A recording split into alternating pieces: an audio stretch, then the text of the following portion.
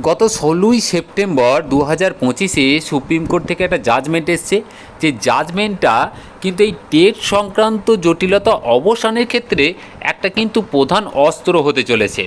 বিষয়টা কি আমি আপনাদের সামনে তুলে ধরবো, তো তার আগে আমি আপনাদের এই অর্ডার কপি এবং তার যে নাম্বার মানে এসএলপি নাম্বারটা আমি আপনাদের সামনে তুলে ধরি।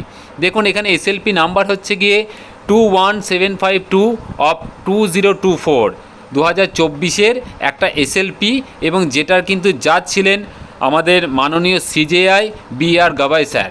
তো বিষয়টা কি আমি আপনাদের সামনে একটু ছোট করে তুলে ধরার চেষ্টা করছি। দেখুন আমি আপনাদের ছোট করে যদি বিষয়টা বলি তাহলে এটাই দাঁড়াবে যে ঝাড়খণ্ড স্টাফ সিলেকশন কমিশন ওখানে টিজিটি স্কেলে একটা শিক্ষক নিয়োগের প্রক্রিয়া কিন্তু চালাচ্ছিল, এবং যেটা 2019 সালে। সেখানে বলা হয় যারা সরকারি স্কুলে কর্মরত তারা কিন্তু ওই যে নিয়োগ প্রক্রিয়া সেখানে 25% সংরক্ষণ পাবে, এবং এক্সপিরিয়েন্স হতে হবে 5 বছরের ম্যাক্সিমাম। এইবার বিষয়টা হচ্ছে যে 5 বছরের এক্সপিরিয়েন্স থাকলেই সে সংরক্ষণের আওতায় কিন্তু ঢুকতে পারবে। ওখানে একজন ক্যান্ডিডেট ছিলেন যিনি কিন্তু একটা মাইনরিটি স্কুলে কিন্তু কর্মরত ছিলেন। তারপর তিনি ফর্ম ফিল আপ করেন এবং তিনি সমস্ত যোগ্যতা মান পার করার পর তিনি কিন্তু অ্যাপয়েন্টমেন্ট লেটার পাননি। তারপর তিনি হাইকোর্টের দ্বারস্থ হন। হাইকোর্টের দ্বারস্থ হওয়ার পর মাননীয় হাইকোর্টের অর্ডার মোতাবেক তিনি কিন্তু অ্যাপয়েন্টমেন্ট পান, এবং অ্যাপয়েন্টমেন্ট পান তিনি সেটা 2019-এর সেপ্টেম্বরের দিকে। এবং তারপর কি হয় না, ঠিক 1 বছর হতে না হতে কিন্তু জিনিসটা একটা অন্য মোড় নেয়। সেই জিনিসটাই কি হয় না, ওই ঝাড়খণ্ড স্টাফ সিলেকশন কমিশন বা অ্যাপয়েন্টিং অথরিটি যারা আছে তারা কিন্তু বলে যে আপনি যে এলিজিবিলিটি ক্রাইটেরিয়া আপনার দরকার ছিল সেটা কিন্তু ফুলফিল করতে পারছেন না, এবং তার জন্য আপনাকে টার্মিনেট করা হচ্ছে, এবং টার্মিনেট করা হচ্ছে বলে একটা কিন্তু অর্ডার করা হয়। এবং তার পরবর্তী সময় দেখা যায় যে উনি কিন্তু হাইকোর্টের আবার পুনরায় দ্বারস্থ হন, এবং পুনরায় দ্বারস্থ হওয়ার পর সিঙ্গেল বেঞ্চ ডিভিশন বেঞ্চেও কোনো সুরাহা তিনি পাননি। তারপর তিনি কিন্তু সুপ্রিম কোর্টের দ্বারস্থ হন ওই যে এসএলপিটা দেখালাম ওই নাম্বারের ভিত্তিতে।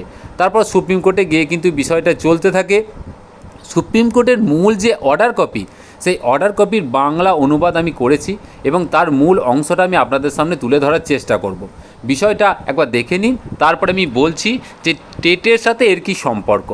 দেখুন প্রথমে দেখুন 17 নম্বর পয়েন্টে কি বলেছে।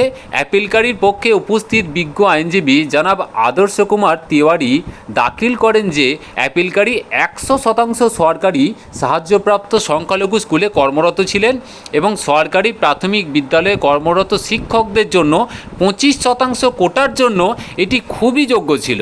তিনি দাখিল করেন যে অ্যাপিলকারীর প্রয়োজনীয় অভিজ্ঞতা এবং যোগ্যতা ছিল তা বিতর্কিত নয়। মানে উনি বলতে চাইছেন যে হ্যাঁ, যে স্কুলটায় উনি কর্মরত ছিলেন ওটা একটা সংখ্যালঘু বিষয়ক স্কুল, মানে একটা সেন্ট টেরেজা জাতীয় একটা নাম আছে স্কুলটার, যে আমি পুরো নামটা আমি এখন বলছি না। তো কিন্তু উনি সেই ক্রাইটেরিয়া ফুলফিল করছেন, কারণ স্কুলের কিন্তু অনুমোদন আছে, এবং সেই মোতাবেক উনি কিন্তু আবেদন করেছেন। তখন যে বিবাদী পক্ষ মানে এখানে স্টেট অফ ঝাড়খণ্ডের পক্ষ থেকে যিনি ছিলেন তিনি কি বলেন না, তিনি বলছেন যে না, যে উপরিক্ত যে কোটা মানে 25% যে কোটাটা যেটা সেটা শুধুমাত্র সরকারি প্রাথমিক বিদ্যালয়ে কর্মরত যে সমস্ত শিক্ষকরা তাদের জন্যই ছিল। এবং তিনি আরও বললেন কি না, এই সংখ্যালঘু বিদ্যালয়কে কিন্তু সরকারি প্রাথমিক বিদ্যালয়ের সাথে সমান করা যাবে না।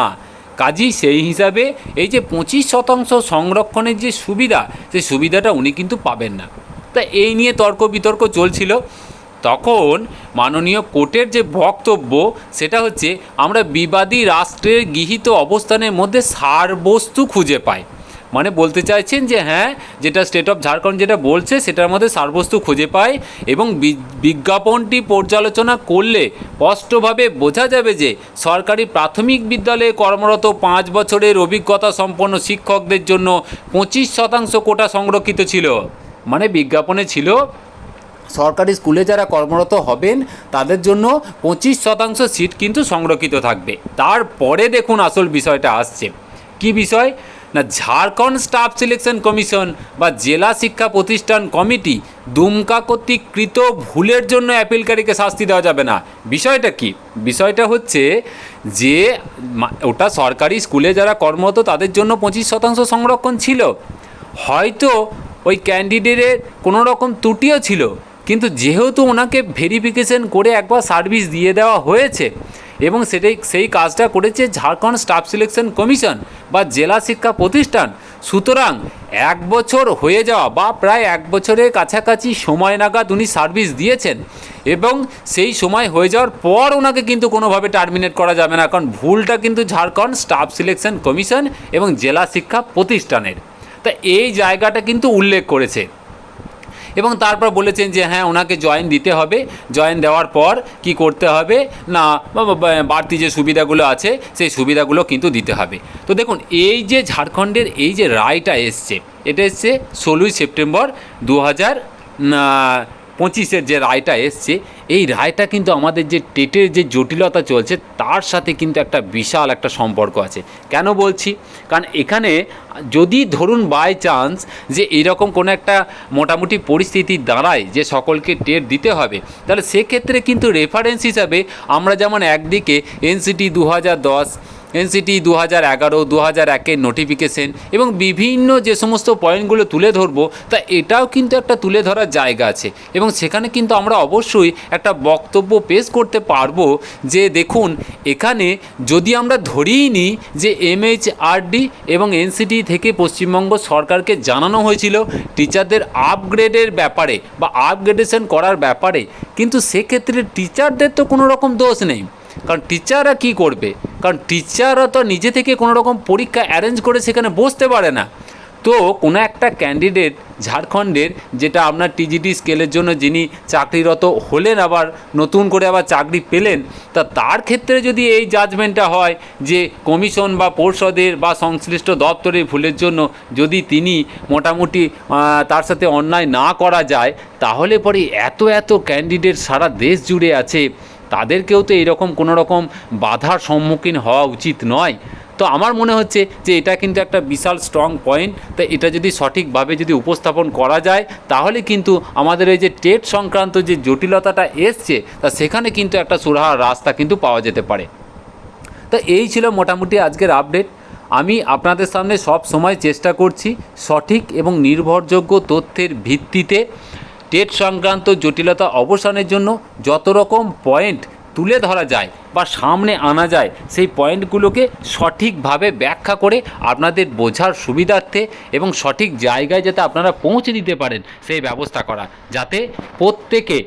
যাতে প্রত্যেকেই টেট সংক্রান্ত জটিলতা থেকে কিন্তু মুক্তি পায়। তো আশা করছি আপনাদের এই ভিডিওটা অবশ্যই ভালো লাগবে। আবার বলবো, যদি ভালো লাগে চ্যানেলটিকে যেন অবশ্যই সাবস্ক্রাইব করবেন আর ভিডিওটিকে বেশি করে শেয়ার করুন, ভালো করে দেখুন, ভালো করে বুঝুন। খুব ভালো থাকবেন, সুস্থ থাকবেন, ধন্যবাদ।